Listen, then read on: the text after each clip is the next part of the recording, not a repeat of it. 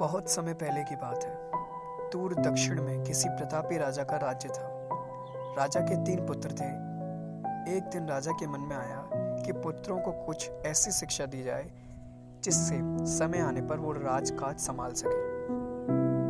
इसी विचार के साथ राजा ने सभी पुत्रों को दरबार में बुलाया और बोले, पुत्रों, हमारे राज्य में नाशपाती का कोई वृक्ष नहीं है।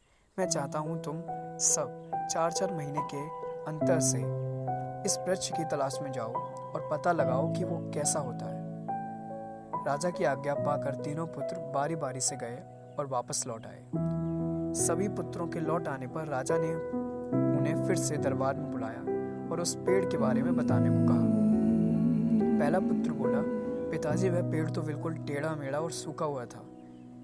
दूसरा बोला, नहीं, वो तो बिल्कुल हरा भरा था, लेकिन शायद उसमें कुछ कमी थी क्योंकि उस पर एक भी फल नहीं लगा था।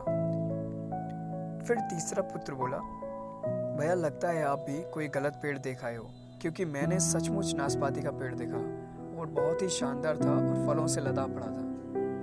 और तीनों पुत्र अपनी अपनी बात को लेकर आपस में विवाद करने लगे कि तभी राजा अपने सिंहासन से उठे और बोले, पुत्रों, तुम्हें आपस में बहस करने की कोई आवश्यकता नहीं है। दरअसल तुम तीनों ही वृक्ष का सही वर्णन कर रहे हो।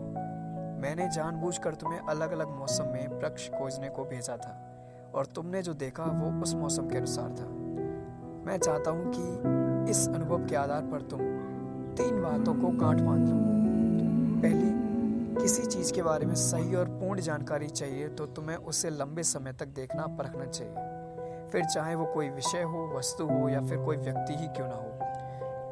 दूसरी, हर मौसम एक सा नहीं होता। जिस प्रकार वृक्ष मौसम के अनुसार सूखता, हरा भरा या फलों से लदा रहता है, उसी प्रकार मनुष्य के जीवन में भी उतार चढ़ाव आते रहते हैं।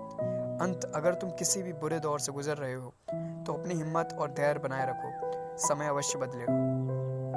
और तीसरी बात, अपनी बात को ही सही मानकर उस पर अड़े मत रहो। अपना दिमाग खोलो और दूसरों के विचारों को भी जानो। यह संसार ज्ञान से भरा पड़ा है। तुम चाहकर भी अकेले सारा ज्ञान अर्जित नहीं कर सकते। इसलिए भ्रम की स्थिति में किसी ज्ञानी व्यक्ति से सलाह लेने में संकोच